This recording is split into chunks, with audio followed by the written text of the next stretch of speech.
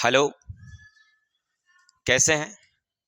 आशा पूर्ण विश्वास के साथ कि आप अच्छे होंगे, स्वस्थ होंगे और अपनी परीक्षा की तैयारी में मस्ती से जुटे होंगे। तो आज हम लोग पढ़ेंगे क्लास 12th ज्योग्राफी, जो सेकंड ज्योग्राफी है उसके चैप्टर नंबर 2, प्रवास, प्रकार, कारण और परिणाम। पाठ के जितने भी लघुत्तरीय प्रश्न हैं, इन सारे प्रश्नों को देखेंगे। इससे पहले हमने इसका 2 वीडियो दिया था, जिनमें पाठ को अच्छी तरह से समझाने का प्रयास किया है और लघुत्तरीय प्रश्न भी हमने दिया था। अगर आप वीडियो नहीं देखे हैं तो जाकर के हमारी चैनल पर देखिए। चलते हैं, आज क्वेश्चन नंबर 1 देखते हैं क्या है। बहुत ही मजेदार है, सुनिएगा। एक बार में सुनने के साथ ही आपको याद हो जाएगा। क्वेश्चन कहता है आपसे कि भारत में जनसंख्या के प्रवास के मुख्य कारण कौन से हैं। आपसे पूछ रहा है कि भारत में जो जनसंख्या है वो प्रवास के सबसे प्रमुख बड़ी कारण क्या है। तो याद रखेंगे, भारत में सबसे बड़ी जनसंख्या का प्रवास का कारण है कि हमारी देश की आबादी दिन प्रतिदिन बढ़ती जा रही है ना। जब आबादी बढ़ेगी तो उस दर से हमें रोजगार चाहिए और रोजगार की उपलब्धता उस दर से नहीं हो रही है। तो परिणाम तो क्या होता है कि हम लोग एक स्थान को छोड़ करके दूसरे स्थान जा रहे हैं।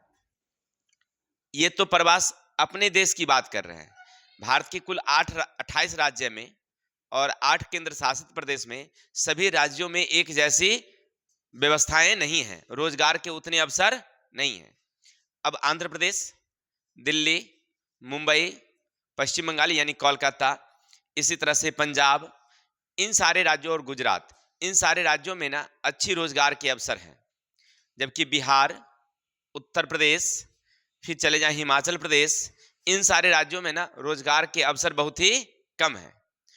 तो इन सारे राज्यों से यानी बिहार, उत्तर प्रदेश से सबसे ज्यादा प्रवास देखने को मिलता है। लोग यहाँ से कहाँ जा रहे हैं, या तो मुंबई जा रहे हैं, या दिल्ली जा रहे हैं, पंजाब जा रहे हैं। ये मेन कारण यहाँ ये है। प्रवास का सबसे बड़ी कारण है कि रोजगार की उपलब्धता सभी जैसी एक जैसा नहीं है। और दूसरा है, कुछ लोग अपने देश को छोड़कर दूसरे देश भी जा रहे हैं। इसके पीछे की भी कई कारण हैं कि अपने यहाँ अच्छी आय नहीं है तो हम लोग अपने देश को छोड़ करके दूसरे देश जा रहे हैं। कुछ शिक्षा के लिए जा रहे हैं, क्योंकि अपने देश की जो शिक्षा व्यवस्था है वो भी कमजोर है। तो हम लोग उच्च शिक्षा ग्रहण अगर करनी होती है तो भी हमें क्या जाना होता है, दूसरे देश जाना पड़ता है। तो हम पढ़ रहे थे भी हमारे देश में प्रवास के कारण। तो पहला तो देश के आंतरिक भागों में देखा कि सब राज्यों में एक जैसी प्रवास नहीं है, और दूसरा हमने देखा कि देश से दूसरे देश जा रहे हैं क्योंकि हमारे देश में उतने रोजगार के अवसर नहीं है जितने दूसरे देशों में है। तो हम लोग शिक्षा के लिए दूसरे देश भी जाते हैं और रोजगार के लिए भी जा रहे हैं। कोई दिक्कत? चलिए, तो अभी पढ़ रहे थे आप, भारत में जनसंख्या के प्रवास के प्रमुख कारणों का वर्णन करें। तो जिसका आंसर हमने बताया कि राज्य में रोजगार के अवसर समान नहीं, और दूसरा देश में रोजगार के अवसर और जितनी आय होनी चाहिए उतनी नहीं होती है, तो हम लोग दूसरे दूसरे देश जा रहे हैं। चलिए, क्वेश्चन नंबर 2 क्या कह रहा है, सुनिएगा। प्रवास के प्रमुख कारण क्या है? अंतरराज्य और अंतरराष्ट्रीय प्रवास से आप क्या समझते हैं? देखिए, बहुत अच्छा क्वेश्चन है कि प्रवास के मुख्य कारण, यानी आप या आपके परिवार के लोग या आपके आसपास के लोग अपनी आवास को छोड़कर दूसरे आवास क्यों जाना चाहते हैं? तो इनका सबसे बड़ी प्रमुख कारण होती है रोजगार की कमी। जिस क्षेत्र में रोजगार की कमी होती है उस प्रदेश के लोग यानी उस क्षेत्र के लोग क्या करते हैं, दूसरे प्रदेश जाते हैं जहां रोजगार के अच्छे अवसर होते हैं। तो प्रवास का सबसे प्रमुख कारण होता है कि रोजगार की कमी।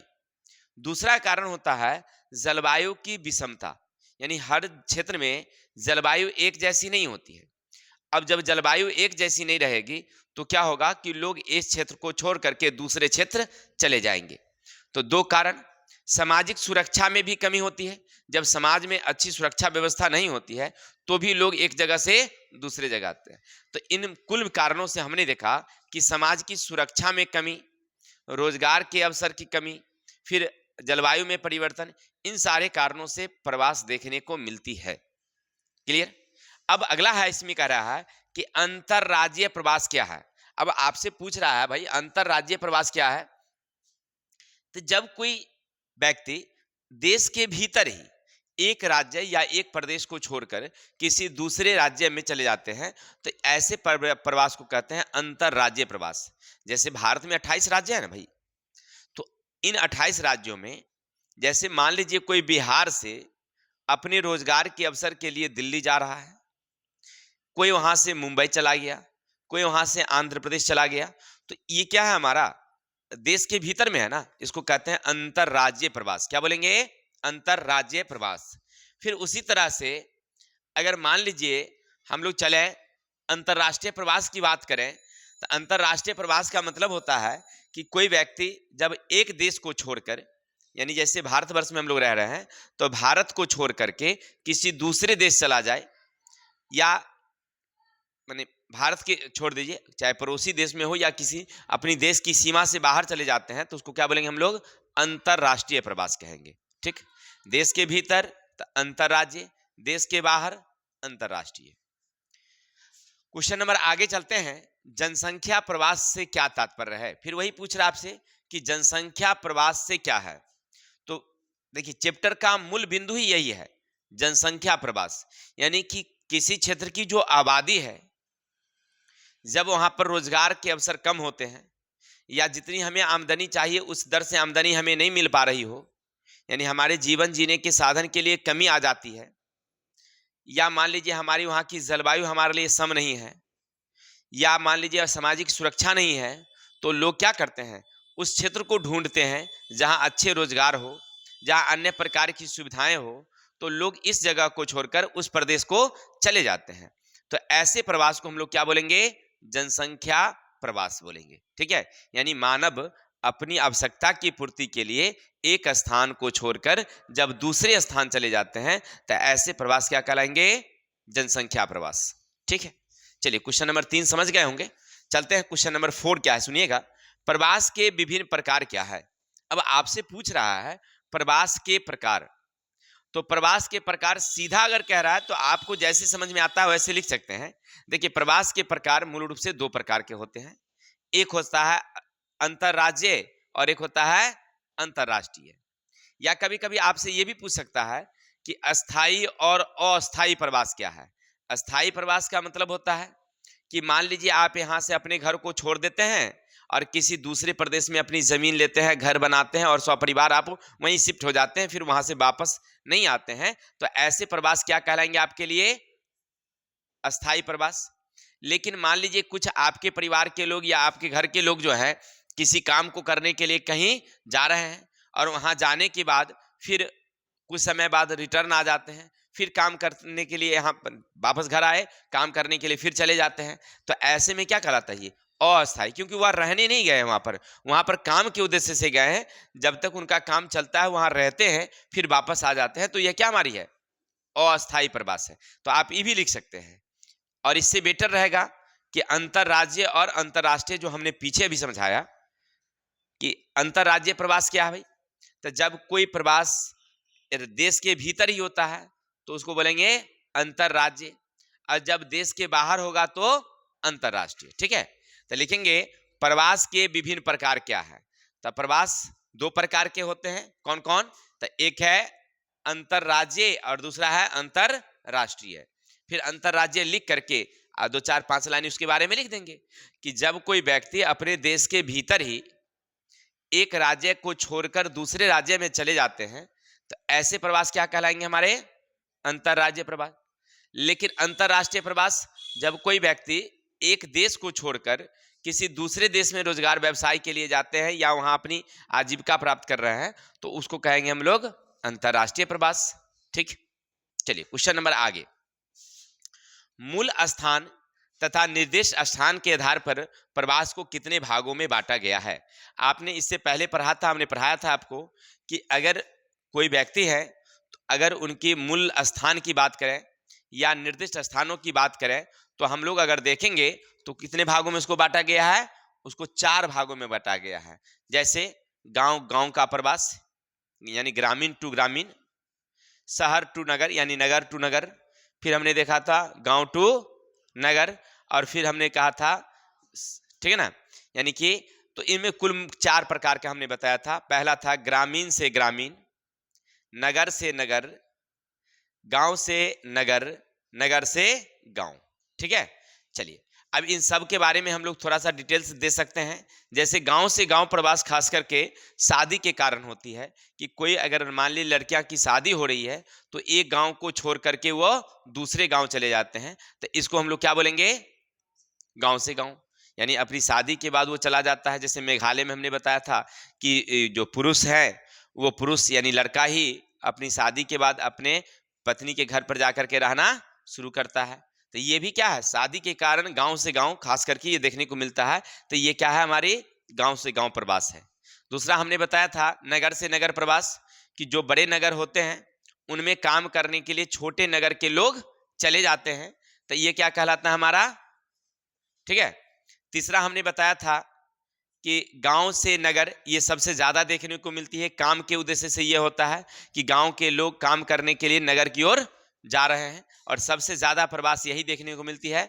और गांव से शहर बहुत कम देखने को मिलती है, सॉरी, शहर से गांव का प्रवास जो है वो बहुत कम देखने को मिलती है। कुछ व्यापारी लोग जो हैं गांव जो है कुछ मतलब व्यापार करने के लिए मूल रूप से आते हैं, अन्यथा ज्यादा देखने को नहीं मिलता है। लेकिन मूल रूप से कितने प्रकार के होते हैं, 4 प्रकार के। चलिए आशा है समझ गए होंगे। अब क्वेश्चन नंबर 6 समझते हैं क्या कहता है, सुनिएगा। क्वेश्चन नंबर 6 में कह रहा है अंतर स्पष्ट कीजिए, माने 2 अंतर देना है आपको, अंतरराज्य प्रवास और अंतरराष्ट्रीय प्रवास। अब बताइए कोई क्वेश्चन बताने वाला है, हाँ? अंतरराज्य अभी पीछे पढ़े हम लोग कि जब कोई प्रवास करता है तो देश के भीतर हो, यानी एक देश से दूसरे देश के अंदर आना जाना उसका अगर लगा रहता, सॉरी, एक राज्य से दूसरे राज्य के अंदर लगा रहता है, तो ऐसे प्रवास को क्या बोलेंगे हम लोग, अंतरराज्य।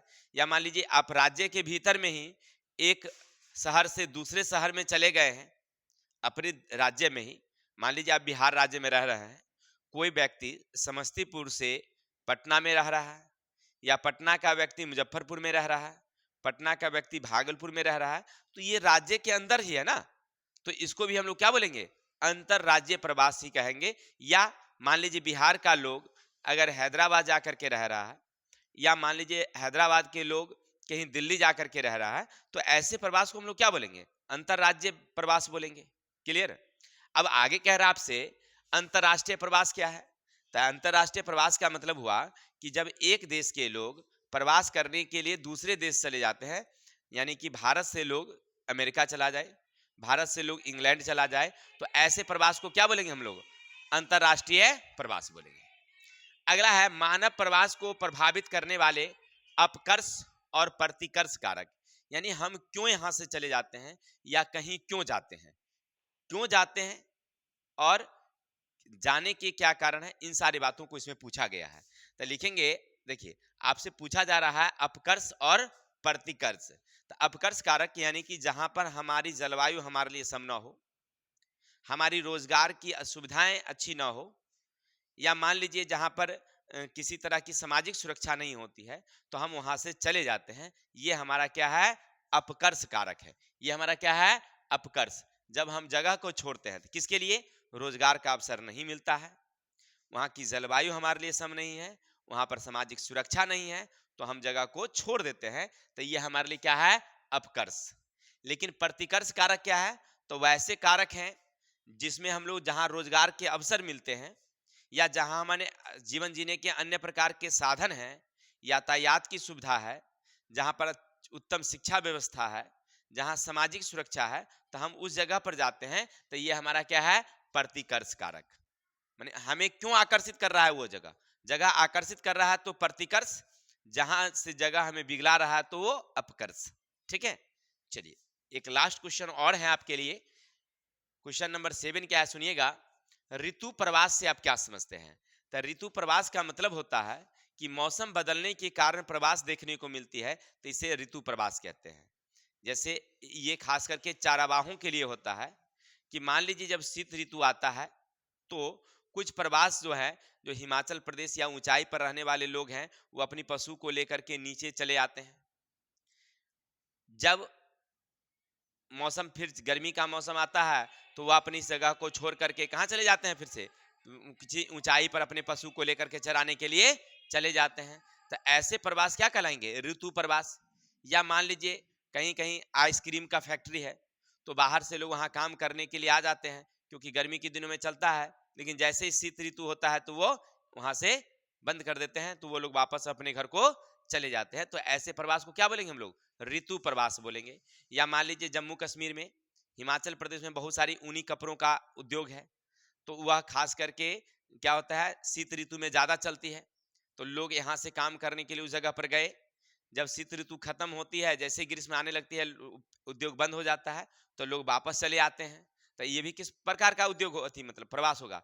ऋतु प्रवास होगा, यानी मौसम बदलने से प्रवास देखने को मिलती है। ठीक है, तो आशा है ये क्वेश्चन, 7 ही क्वेश्चन आपके लघुतरीय में था, सारे क्वेश्चन इंपॉर्टेंट है, तो आप इस सबको देख लीजिएगा एक बार फिर से। बाकी हम लोग कल मिलेंगे नेक्स्ट वीडियो के साथ, तब तक के लिए विदा दीजिए। जय हिंद, जय भारत।